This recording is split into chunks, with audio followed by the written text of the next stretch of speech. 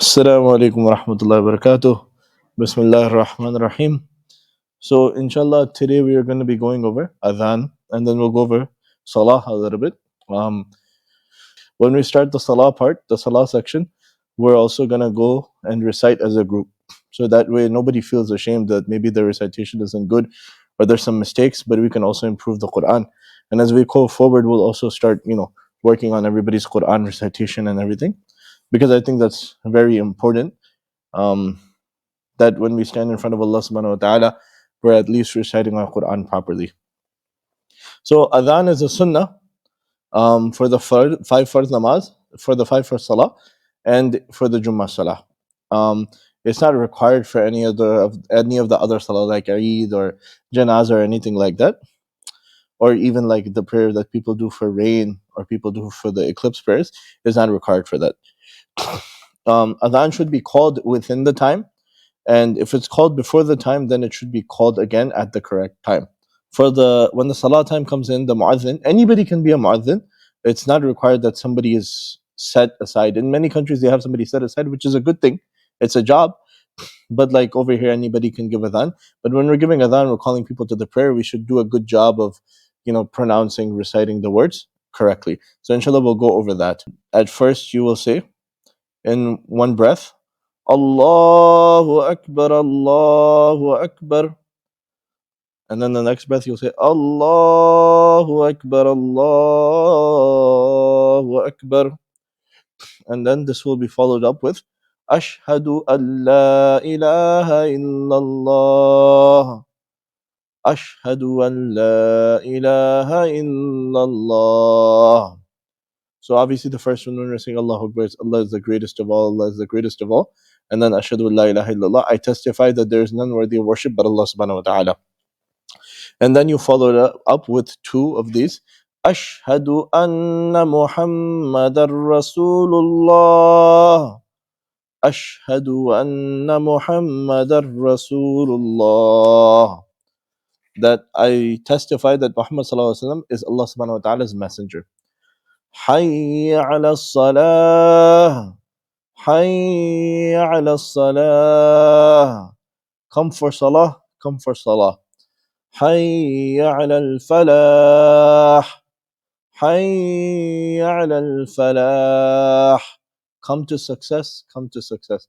Now one thing we have to pay attention to, the difference between حي على الصلاة and حي على الفلاح is the end ha. The ha at the end of salah is ha, that comes from the chest. And then the ha that comes at the end of falah is the one that comes from the throat. حي على الفلاح. Okay, this is a big difference. One zabar, one zer, or one damma fatha kasra, it can make a big difference in what you're even saying. So we should be careful of this. Obviously our ibadah is in Arabic, so we have to be careful of what we're reciting, what we're saying. And then after hayal al-falah, we're going to say Allahu Akbar, Allahu Akbar, just 2 times now. And then you end with La ilaha illallah. Obviously, Allah is the greatest of all, Allah is the greatest of all. And then La ilaha illallah. But this is also the ha that comes from the chest. There is none worthy of worship but Allah. Now, when we say Hayya al salah, we turn our face to the right. And when we say Hayya al falah, we turn our face to the left. Now, when we do the adhan for Fajr, there's something extra we say, which is salah is better than sleep. As-salatu khayrum minan nawm. As-salatu khayrum minan nawm. As-salatu khayrum minan nawm. That these are the two things we say. Now in the Fajr iqamah, we don't say this though. In the iqamah, we have something else which we say, which is qad qamat as-salah, qad qamat as-salah. And qad qamat as-salah, qad qamat as-salah means the jama'ah prayer is ready. The jama'ah, the prayer is ready. So there are 7 light or mustahab things in the adhan. One is to face the qibla. The second is not to make haste in saying the adhan, that say it very slowly, very nicely, and put all your effort in. Not everybody has a very nice voice. Like even leading salah, not everybody sounds like Sheikh Suraim or Sheikh Sudais. And most of us cannot sound like the muadhineen of the Haram Sharif, right? So we try to do our best. and we try to make it slow and a good voice. Now, at the same time, if you know you have a bad voice, right, and there's other people available to give the adhan, we shouldn't be very adamant that no, I have to give the adhan. We shouldn't be torturing the people when we're giving adhan. We should be kind about it. So we should put both the index fingers in the ears when we're giving the adhan. And these are mustahabat from the shuyukh who follow the Hanafi school of fiqh. There might be others from other shuyukh who follow other schools of thought. To call the adhan from a high place. Now, obviously, we cannot climb up on top of the masjid here. In the olden times, they would have the minaret where you would climb up, the poor Muslim would have to climb up all the stairs just to give the adhan. We don't have that anymore, but from a high place. It's also preferred not to give the adhan from inside of the masjid. So in Pakistan or India, you will see where they have the speaker equipment, they have a room there. And the muadhins give the adhan from there because it's like to give the adhan from outside of the masjid. To call the adhan in a loud voice. To turn the face right when saying Hayya al Salah, and to turn the face left when saying Hayya al Falah. And this is from the Mustahabat. To say As-salatu khayrun min al-nawm twice after saying Hayya al Falah at the Fajr Salah.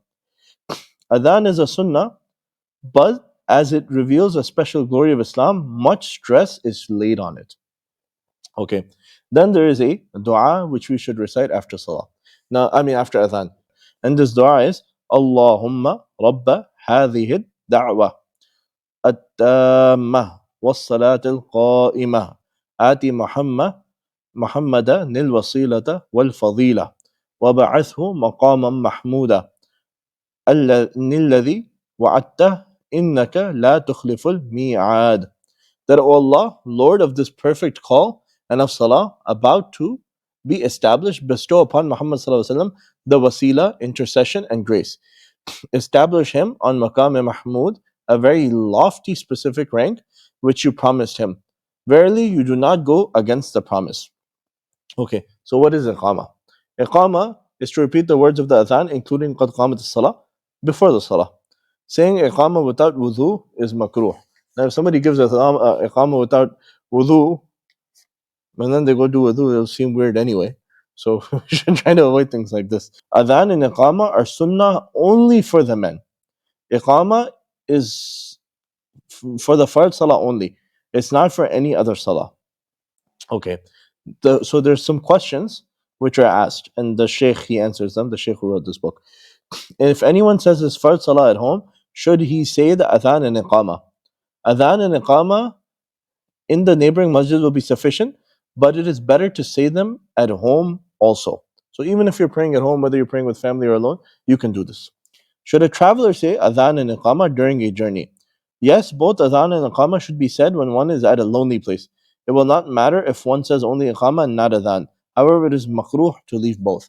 So if we're praying alone, for example, we're at a shopping center or something, you don't have to get up and get in front of everybody at Concord Mills and start making Adhan out loud and make everybody wonder what's going on. We don't have to do that.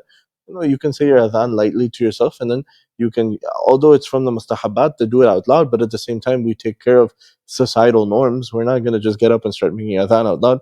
And then when it comes time for Salah, we make the Iqama. Iqama you don't have to do loud anyway. You do your Iqama and then you start your Salah. Is it permissible if one person says the Adhan and another says the Iqama? If one who said the Adhan is not present, or if he does not mind, then another person may say the Iqama. If the person who says the Adhan minds, then it is makruh, disliked for another person to say the Iqama. We should be flexible in these things. If somebody, for example, Brother Nair says the Adhan and Brother Parvez wants to do the Iqama, it's okay, it's not a big deal. We shouldn't take these things to heart. How much time should be allowed to pass between Adhan and Iqama? In all salahs except Maghrib, the Iqama should be delayed until the persons who are eating or are in the toilet can join the salah. In Maghrib salah, it is advisable that after Adhan, Iqama should be said after the lapse of the time equal to the reciting of 3 ayat. Maghrib should be done very soon after the Adhan. Okay. Ijabat, which is answering, jawab as we say in Urdu. What is ijabat for Adhan and Iqama? And what is the rule for that? Ijabat for both Adhan and Iqama is mustahab. It's liked. Ijabat means that those hearing should repeat the words of Adhan or Iqama as the Muazzin says. However, after hearing Hayya al Salah and Hayya al Falah, one should say, does anybody know what one should say? Yeah, لا حول ولا قوة إلا بالله العلي العظيم. So حي على الصلاة حي على الفلاح, this is what we should say. Now the next one, after as-salatu khairum min an-nawm. Oh, mashallah, you guys know, I didn't actually know this until I read the book. So these guys know more than I do. This is why I said I like this because I get to learn as well. So what is it? Say it again for us. Okay, mashallah. Sadaqta wa bararta. Okay. And in takbir, qad qamat as-salah. What should one say? Yeah, for qad qamat as-salah, what should one say? No. No. What is it? When iqama happens, we should still do ijabat even in iqama. Do you know for qad qamat as-salah? Aqamaha Allahu wa adamaha. Aqamaha Allahu wa adamaha. May Allah establish it and keep it forever. May Allah establish it and keep it forever. See, I'm getting to learn, we're all getting to learn, right?